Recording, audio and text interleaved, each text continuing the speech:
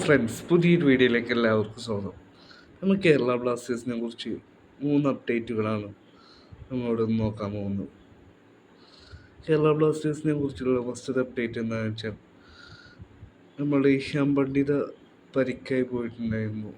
Durand കപ്പിൻ്റെ ഒരു match മാത്രമാണ് ഇഷാൻ പണ്ഡിത കളിച്ചിട്ടുണ്ടായിരുന്നത്. ഒരു മാച്ചിൽ നിന്നൊരു ഗോൾ സ്വന്തമാക്കിയിട്ടുണ്ടായിരുന്നു ഇഷാൻ പണ്ഡിത.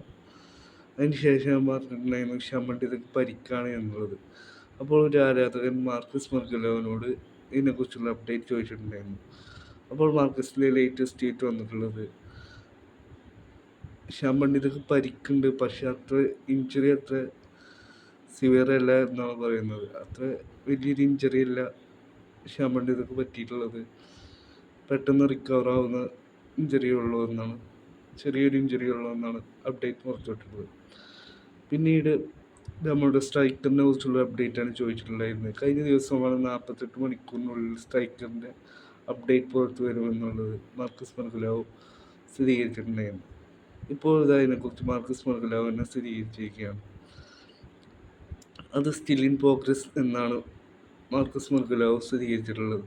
നാളെ വൈകിട്ടോടുകൂടി അതിനെക്കുറിച്ച് അപ്ഡേറ്റ് പുറത്തു വരുമെന്ന് തന്നെ നമുക്ക് വിചാരിക്കാം.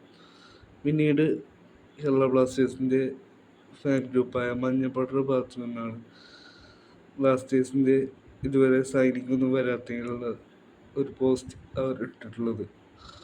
ഒരു മിസ്റ്റർ ബീൻ്റെ ടീമൊക്കെ വെച്ചുകൊണ്ടുള്ളൊരു പോസ്റ്റാണ് അവർ പങ്കുവച്ചിട്ടുള്ളത്. ഇതുവരെ ISL ഇനി 24 ദിവസമുള്ളൂ. ഇതുവരെ സ്ട്രൈക്കറിൻ്റെ കാര്യത്തിൽ തീരുമാനമായിട്ടില്ല. ഇതുവരെ ട്രെയിനിങ് ഗ്രൗണ്ടിൻ്റെ കാര്യത്തിലും ഇതൊരു പ്രോഗ്രസ് ഉണ്ടായിട്ടില്ല എന്നുള്ളത് കാണിച്ചുകൊണ്ട് അവരൊരു പോസ്റ്റ് ഇട്ടിട്ടുണ്ടായിരുന്നു.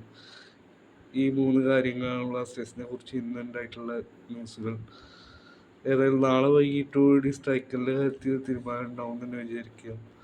48 മണിക്കൂറാണ് മാർക്കസ് മർഗലാവ് പ്ലെയറിനെ കുറിച്ച് പറഞ്ഞിട്ടുണ്ടായിരുന്നു. അതിൻ്റെ ഇടയിൽ ഇന്ന് വേറൊരു അപ്ഡേറ്റ് വന്നതെന്താണെന്ന് വെച്ചാൽ, ബ്ലാസ്റ്റേഴ്സ് നോക്കിയിട്ടുണ്ടായിരുന്ന ഒരു പ്ലെയറിൻ്റെ ഡീൽ കൊളാപ്സ്ഡായിരുന്നു കൂടി മാർക്കസിൻ്റെ റിപ്പോർട്ട് ഉണ്ടായിരുന്നു. ഏതായാലും നാളത്തോടുകൂടി സ്ട്രൈക്കറിൻ്റെ കാര്യത്തിൽ തീരുമാനം ഉണ്ടാവും എന്ന് ഞാൻ വിചാരിക്കുന്നു.